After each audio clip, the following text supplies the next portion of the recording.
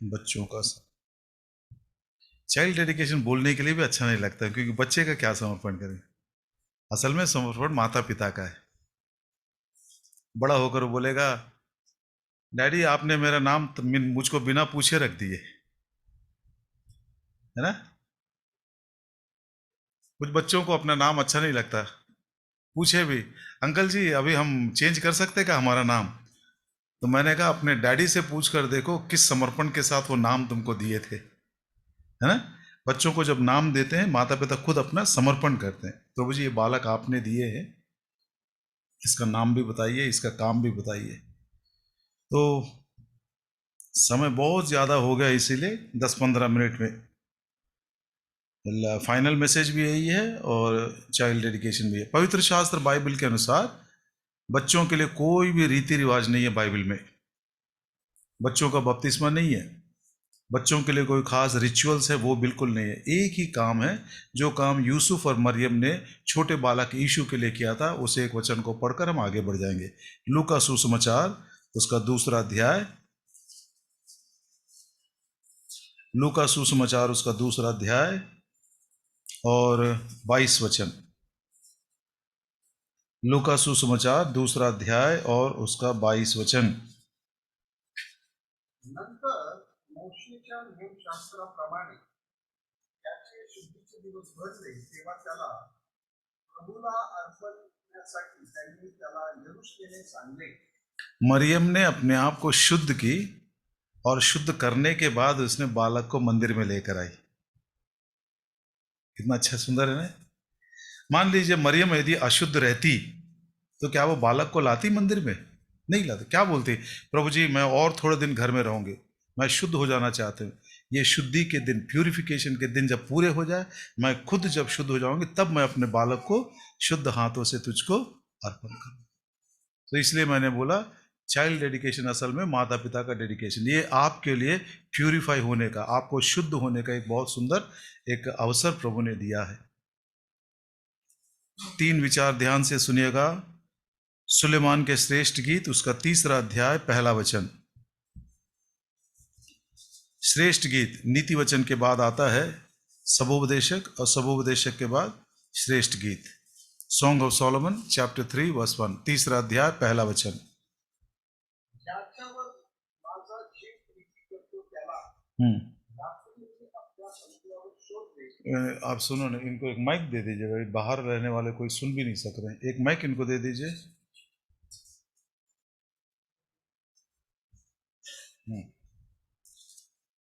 सुलेमान के श्रेष्ठ गीत उसका 3 अध्याय 1 वचन।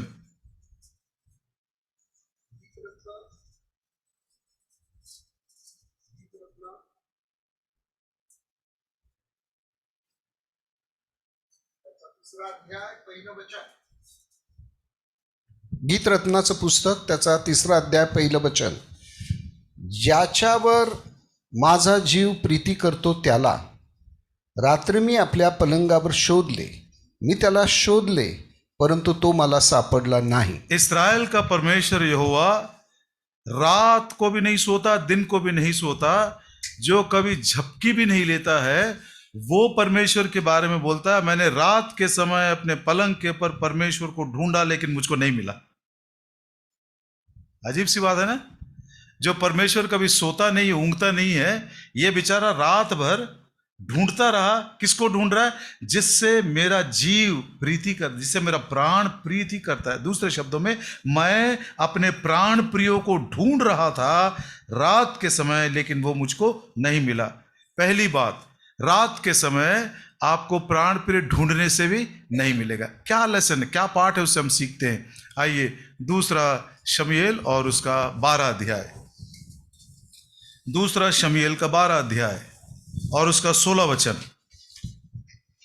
दूसरा शमूएल 12 अध्याय और उसका 16 वचन।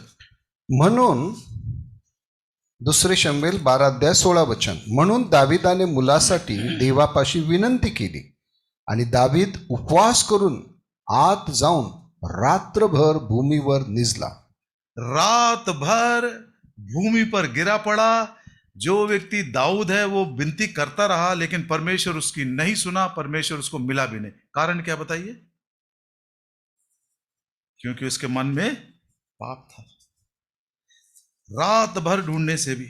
सो पहली बात, यदि आप अपने प्राण प्रियो को पाना चाहते हैं तो रातों का जो पाप है या अंधकार के जो काम है उसको हमें तजना है, उसको छोड़ देना है, तब मात्र वो हमको मिलेगा।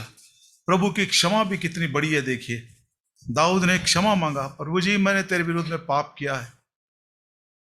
कुछ ऐसे संदेशों में मैंने सुना, प्रभु ने क्षमा तो किया लेकिन वो उसके काम का दंड भी उसको मिला। क्या दंड मिला? वो छोटा बालक जो 1 हफ्ते का था वो गुजर गया। वो जब सुना था तो मेरा मन बहुत दुखी हुआ। प्रभु जी आप क्षमा करते तो फिर दंड क्यों देते? वो दंड नहीं है, वो क्षमा के ऊपर अनुग्रह है। वो सोच लीजिए, दाऊद की प्रार्थना को उस रात सुनकर उसको क्षमा करके बालक को यदि नया जीवन मिलता तो बालक बड़ा होने के बाद पवित्र शास्त्र के अनुसार, व्यवस्था के अनुसार, शादी के परे जो लड़का जन्म लिया है वो मंदिर में आ नहीं सकता। Cannot enter into the house of God. वो रेफरेंस भूल रहा हूं मैं, क्षमा चाहता हूं। भाई संजय जरूर आपको बताएंगे अगली बार आओगे तो। बिन ब्याहे जो बच्चे पैदा होते हैं व्यवस्था के अनुसार वो परमेश्वर के मंदिर में आ नहीं सकते। मान लीजिए दाऊद क्षमा तो पाया लेकिन लड़का 16 साल, 19 साल, 20 साल, 25 साल का हो गया। अब वो लड़का ना राजा बन सकता है ना परमेश्वर के मंदिर में आ सकता है। मंदिर से दाऊद का मन कितना प्रेम करता था, बोलता मैं जीवन भर वहीं रहना चाहता हूं, मैं प्रभु के लिए आराम विश्राम का घर बनाना चाहता हूं। वो प्रभु का प्रेमी था, प्रभु के मंदिर का प्रेमी था। यदि बाप उस मंदिर में जा रहा और उसका लड़का यदि नहीं आ सकता है, प्रभु ने क्या किया? क्षमा किया और उस बालक को अपने पास लेकर चला गया। जब सेवकों से पूछा क्या हुआ भाई, तो बोले लड़का नहीं है। इतना खुश हो गया दाऊद, नहाया, तेल लगाया, कपड़े बदल लिया, सबसे पहले मंदिर को दौड़ कर चला गया, दंडवत करके आराधना किया, घर आया, पेट भर के खाना खाया। नौकरों ने पूछा क्या अजीब काम कर रहा है तू, क्या मतलब है इसका? लड़का जब बीमार था उसके लिए तो रात भर औंधे मुंह गिरकर तू विनती कर रहा था और उस समय तू रोटी भी नहीं खाया। लड़का मर गया तो तू रोटी खा रहा है। वो क्या बोला मालूम? पढ़िए उस वचन को, 2 शमूएल और उसका 12 अध्याय और उसकी आयत है 22।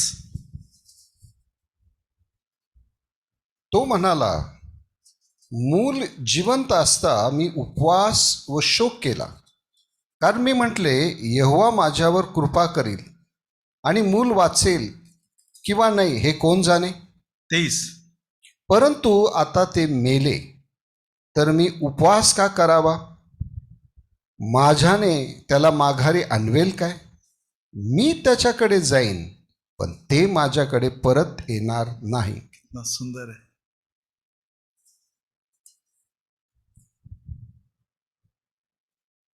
पढ़ लीजिए वो जो वचन मैंने बोला था, व्यवस्था विवरण 23 का 2 है।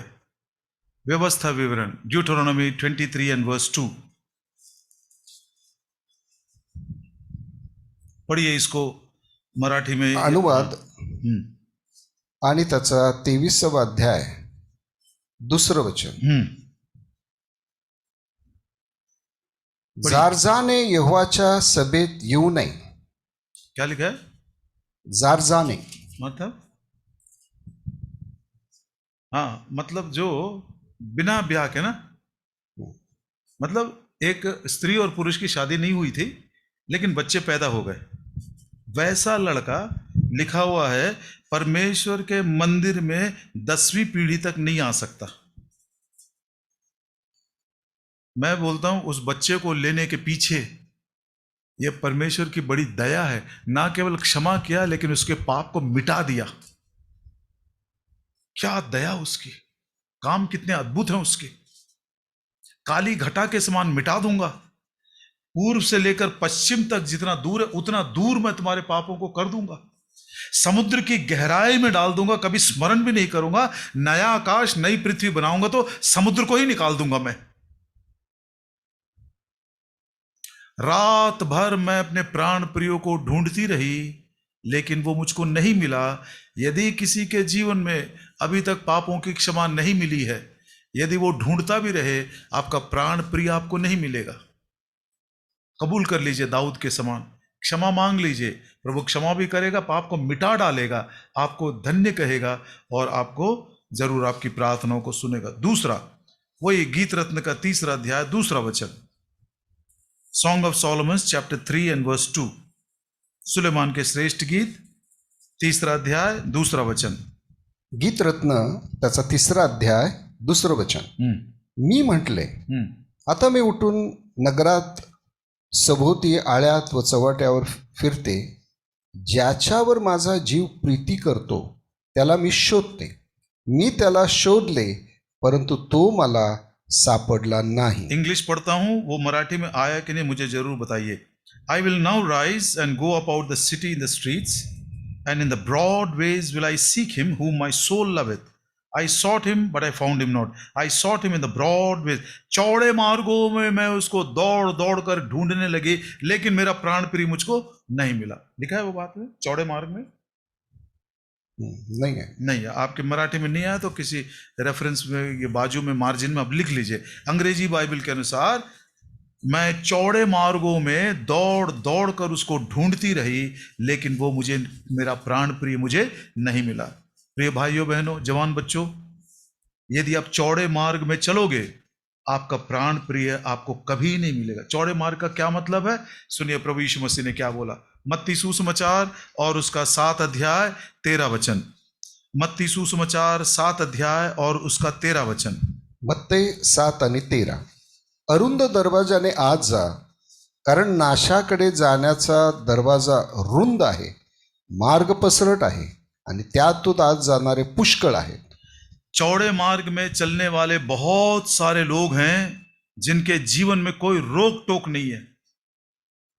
कैसा भी हाथ मार सकते हैं, कैसे भी लात मार सकते हैं, उनको कोई रोकने वाला, उनको कोई बोलने वाला, उनको कोई समझाने वाला कोई नहीं है. और ये चौड़ा मार्ग है जो विनाश को पहुंचाता है. लेकिन सकरे मार्ग में जो चलता है, चाहे उसको थोड़ा दुख भी, नैरो वे जिसको बोला गया है, उसी 7 अध्याय का 24 वचन, मेरे 14 वचन मेरे ख्याल से.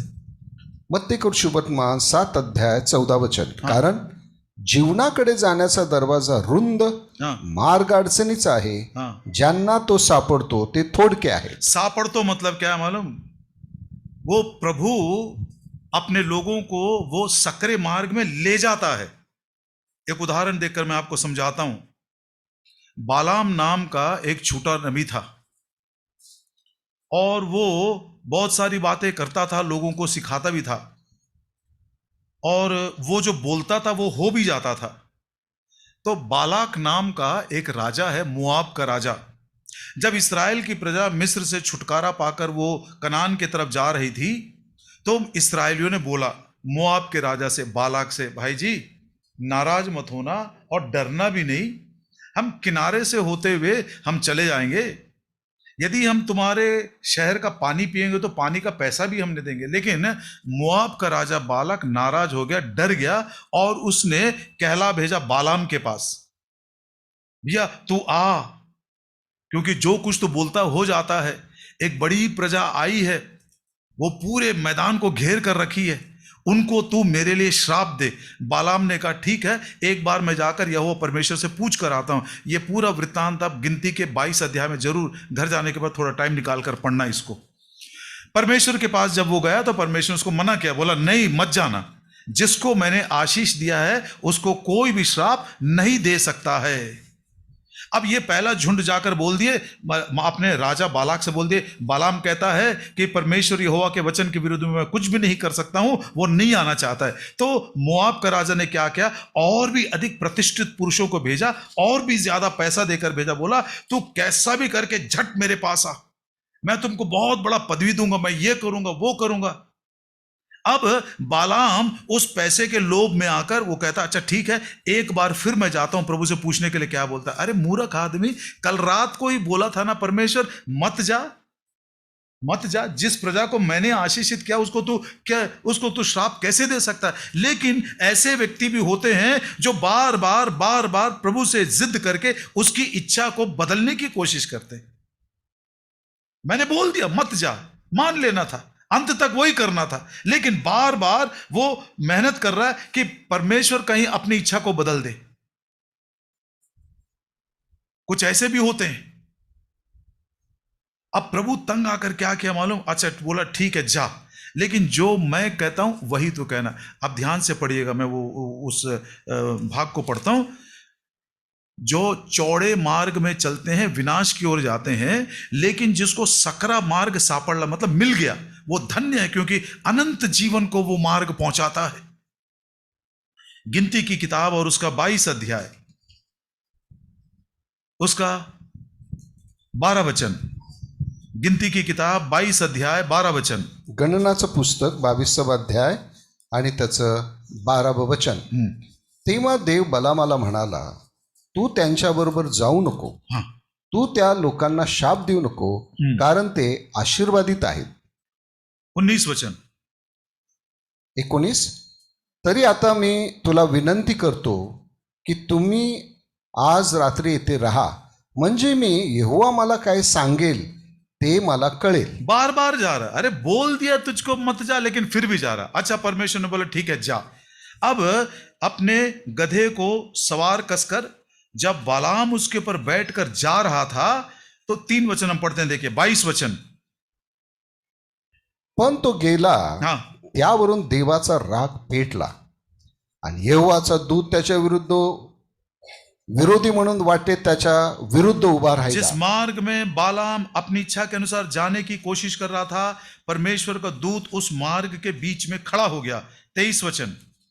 आणि यहोवाचा दूत वाटेत उभा राहिला हाँ, व त्याच्या हातात त्याची तलवार उपसलेली आहे हाँ, असे त्या गाढवीने पाहिले. हाँ. मग ती गाढवी वाटेतून वळून शेताकडे चालली. अच्छा, अब गधे ने क्या किया, उसको दिख गया एक स्वर्गदूत खड़ा है, उसके हाथ में तलवार है. उसने क्या किया, उस मार्ग में चलना छोड़कर खेत के अंदर घुस गया. 24 वचन. मग यहोवाचा दूत द्राक्षाच्या मधील अरुंद वाटेत उभा राहिला. इकडे भिंत तिकडे भिंत होती. आगे पढ़िए, उसका 26 वचन. मग यहोवाचा दूत पुढे जाऊन अडचणीच्या ठिकाणी, जेथे उजवीकडे डावीकडे वळायची वाट नव्हती, तेथे उभे राहिला. ये जगह में प्रभु हम सबको लेकर आना चाहता है. जवान बच्चों ध्यान से सुनिएगा. रात भर मैं औंधे मुंह गिरकर यहोवा की दुहाई देता रहा, मेरे प्राण प्रिय को मैं ढूंढता रहा, लेकिन वो मुझे नहीं मिला. पाप जब उसने कबूल कर लिया, प्रभु ने उसको क्षमा किया और उसके दाग को मिटा दिया, तब उसकी प्रार्थना सुनी गई. अब वो आशा के साथ बोलता है, मैं जरूर उसके पास जाऊंगा. उसने उस बात की तैयारी की है. दूसरी बात, चौड़े मार्ग में मैं ढूंढता रहा, लेकिन मेरा प्राण प्रिय मुझको नहीं मिला, क्योंकि चौड़े मार्ग में विनाश की ओर जाते हैं. सकरा मार्ग किसको मिलता है? जो प्रभु की आवाज को सुनते हैं. और जब बालाम न सुनने की कोशिश किया, तो प्रभु ने उसको एक ऐसे जगह में लाके खड़ा कर दिया जब वो लेफ्ट हैंड साइड भी नहीं मुड़ सकता, राइट भी नहीं मुड़ सकता. इधर भी एक दीवार है, उधर भी एक दीवार है. कितना सुंदर ये जो द्राक्ष उस वाटिका में, मतलब एक दाखलता की बाड़ी तक वो हमको पहुंचाता है. यशायाह नबी की किताब 30 अध्याय और उसका 21 वचन. The book of Isaiah chapter 30 and verse 21. यशायाह 30 और उसका 21. यशायाचं पुस्तक त्याचा 30 अध्याय 21 वचन.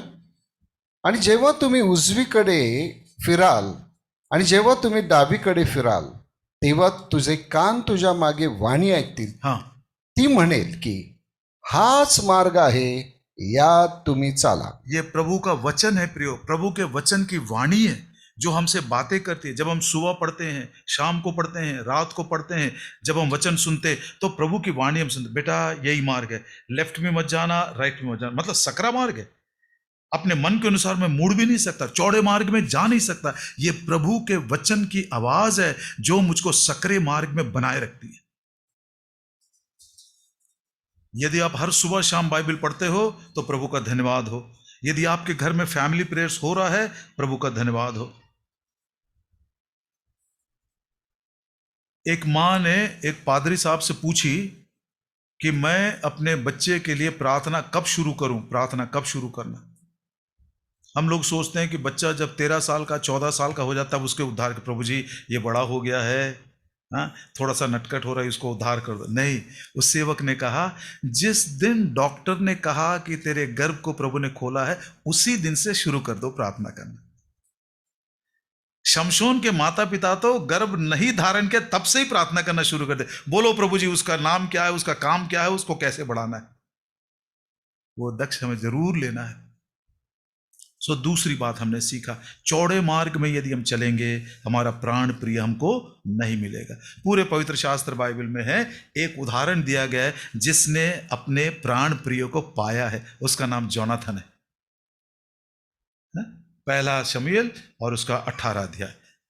और यदि उसने अपने प्राण प्रियो को पा लिया है तो उसका समर्पण कैसा होना चाहिए, कैसा किया उसने जोनाथन से हम सीखते हैं।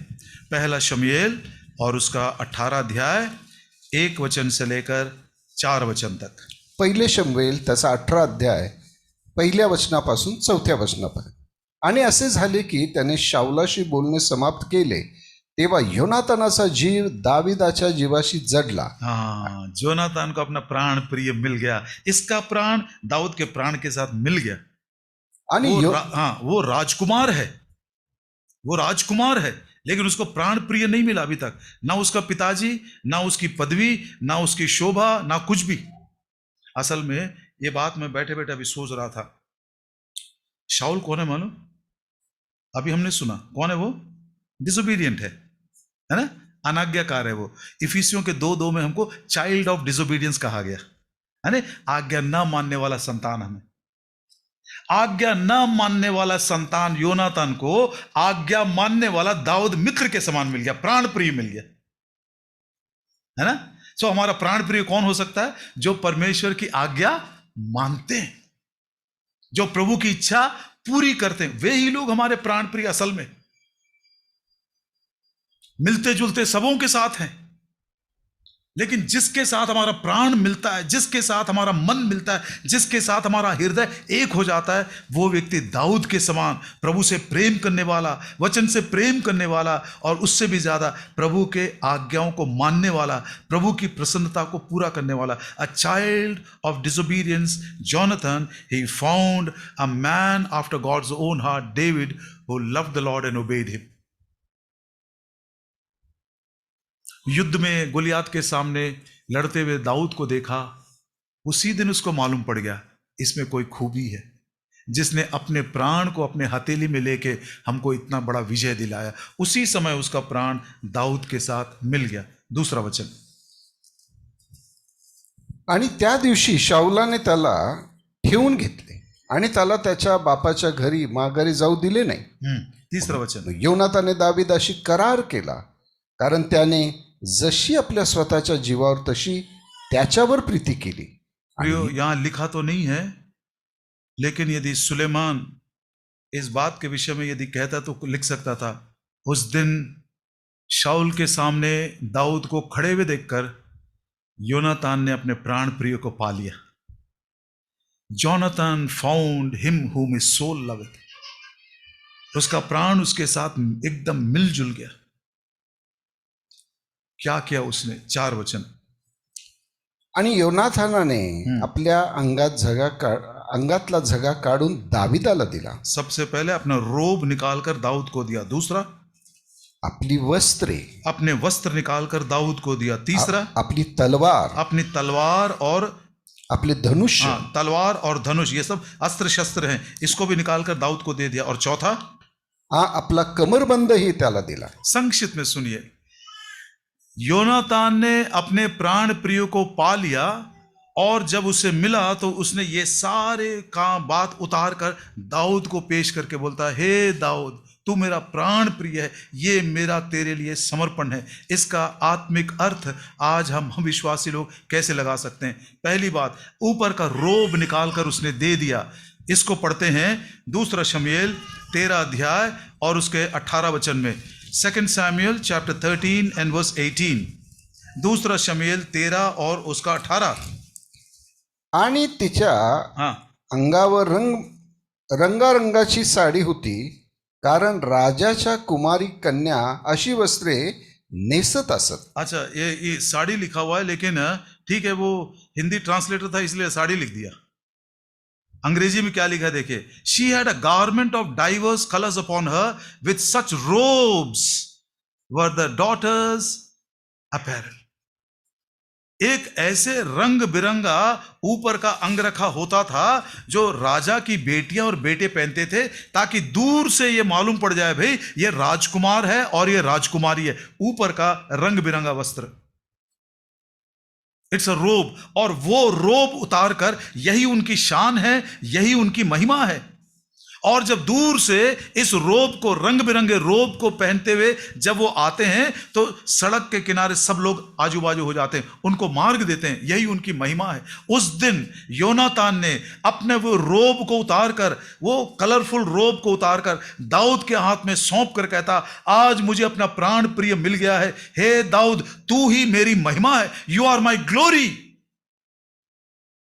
दूसरा, उसने अपने वस्त्रों को भी उतार कर दाऊद को सौंप दिया। यह तो बड़ी अजीब सी बात है, ऊपर का शर्ट निकाल कर भी दे सकते, अंदर का वस्त्र कौन देता है? क्या मीनिंग है उसके साथ? उसके पीछे प्रभु हमको क्या सिखाना चाहता है? दूसरा राजा 9 अध्याय, दूसरा राजा 9 अध्याय और उसका 13 वचन।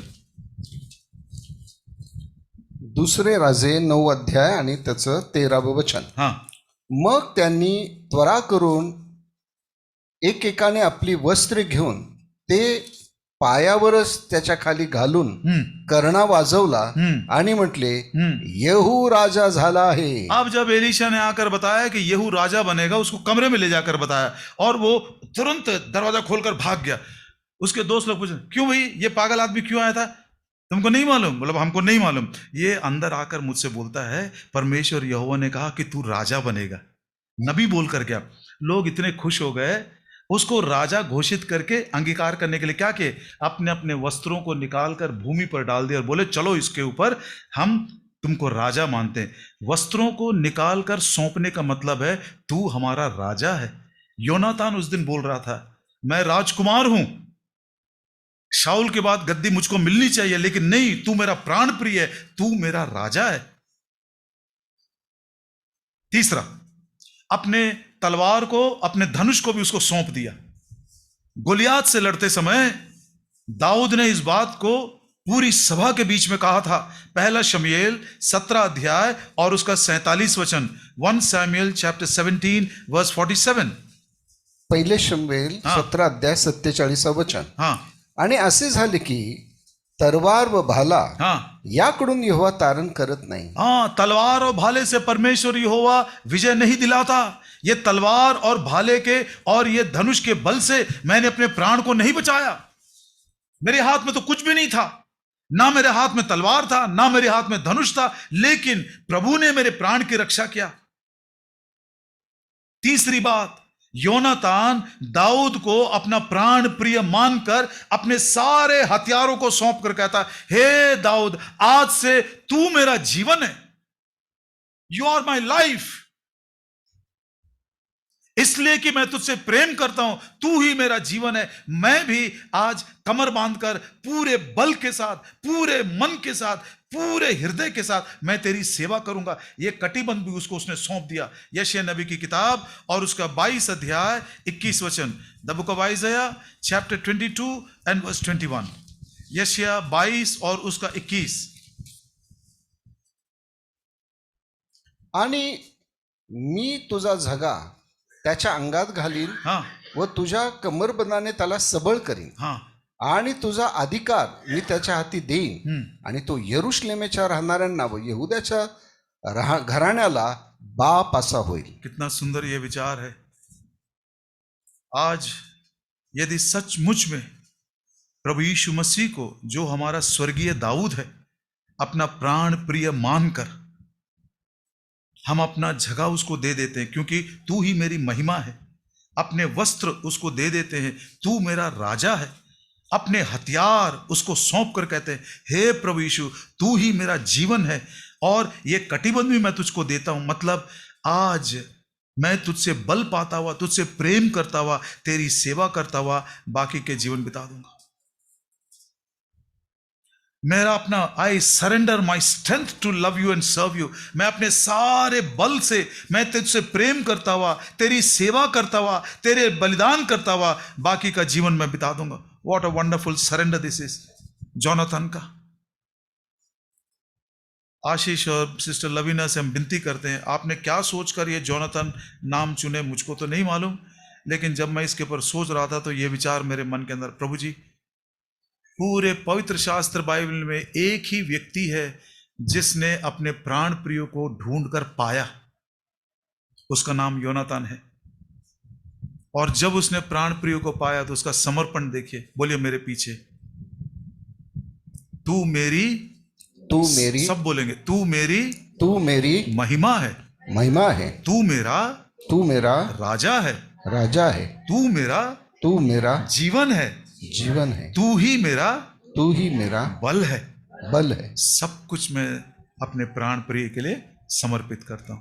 प्रभु दया करे प्रियो, जब मैं इस बातों को बोल रहा हूं, मैं भी प्रभु यीशु मसीह के संबंध में मैं भी कैसे हूं, हे प्रभु यीशु मेरा प्राण प्रिय तू है। दाऊद ने तो अपने प्राण को हथेली में लेकर उस शत्रु के ऊपर विजय दिया, लेकिन तूने तो क्रूस के ऊपर अपने प्राण को उंडेल दिया। आज मैं भी अपना सब कुछ समर्पण करता हुआ कहता, तू ही मेरी महिमा है, तू ही मेरा राजा है, तू ही मेरा जीवन है, तू ही मेरा बल है। प्रभु इस छोटे बालक को सचमुच में एक ऐसे दाऊद के समान बना सके, छोटे उम्र में ये बालक अपने प्राण प्रिय प्रभु यीशु मसीह को पहचान सके, उद्धार पाए और प्रभु की वैसे ही सेवा करे, पूर्ण बल के साथ, पूर्ण शक्ति के साथ। प्रार्थना करें।